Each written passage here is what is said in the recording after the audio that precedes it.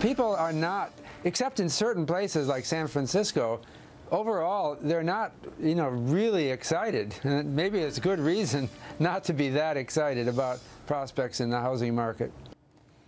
Those are big words coming from a guy who's sort of like gospel on housing. When I started out my career, like 3 or 4 decades ago, it used to be home sales. You got home sales, then they went to existing home sales, then they started bifurcating with new home sales, mortgage applications, permits, all of it. We now get 7 or 8 different housing stats, but the most important, the most scrutinized is that Case-Shiller index, which sort of keeps track of home prices around the country and the region.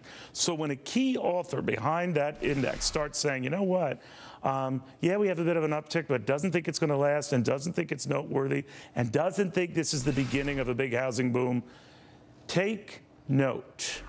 David Licken is excited about housing. Tim Rood, not so much. So, David, what do you make of what Shiller is saying here? Don't get ahead of yourself. Well, I think the number one thing is he makes some good points. He's got a lot of data points. He is the guy that has so much historical data. But here's what I've been interested. He says it's not exciting. This market's not going to be exciting. I haven't been excited about the fact that we've had double-digit price appreciation. That causes for a lot of discouragement. The fact that we're back down in the 4% range, even if we get down to the normal 4% range, that is exciting, Neil, because it's a sustainable housing cycle, and we can see consumers confidently. That actually makes good sense. In other words, if you fear that it's getting out of range for you or too frothy for you or you can't leap on this, I see where you're coming. Tim, what do you think of that? Hi, Neil.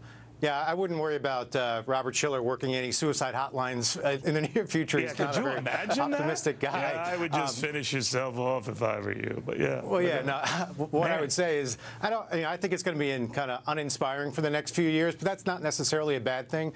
To David's point, you don't want to have 10% appreciation rates every year. We came out of 2012 so hot. 2013 was good. I do. I'll tell you why. As wacky as it sounds, we were so badly beaten down. And so many properties that have yet to recoup their value from the last housing uptick, that we would have to have that for a number of years just to get close to parity. What do you think? Well, I think you're right. I mean, obviously, you're about 10% off the bottom, or at least 10% from the highs that we experienced. There's 2 things going on. One, there's no supply. I mean, because of the 15 million properties that are underwater or basically have a little equity, they're mostly in that 200,000 and below. Those are the starter homes. The good news is the demand side, which are all these millennials that have crawled their way out of their parents' basements and are now renting, they're not ready to buy. So it's actually a good time to have this kind of status, this 2% appreciation rate, because when they come out 2 years from now and have robust jobs and have some credit history, you're likely to see that demand come back. All right. Now, David, there is this notion interest rates start moving up, home prices, whether tepid or not, start moving up, continue moving up.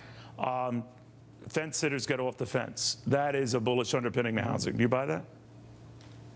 That's absolutely accurate. People move, but it's how quickly rates rise, Neil, that are going to be a key factor. And he mentioned in his segment with you yesterday that there's a psychological factor. The psychological factor works to our advantage with a slight increase of interest rates. And I think the Feds are going to keep this very much in mind. There's nothing the Feds want to do to disturb the housing market. And you're going to put a bullet through the housing market, and we're going to see housing market hurt if we see 2 interest rate increases this year. That's why I say that there's going to be more rhetoric about that and less action. We may see one, and I think there's an increasing number of credible people saying we may not even see that in spite of what the Feds say. So the psychological factor is one that I think is going to weigh into this. It's working to our advantage now. If we see rates spike up, it's going to work in negative psychological factor. Real quickly, Tim, I think Greece has just taken a rate hike off the table this year. What do you think?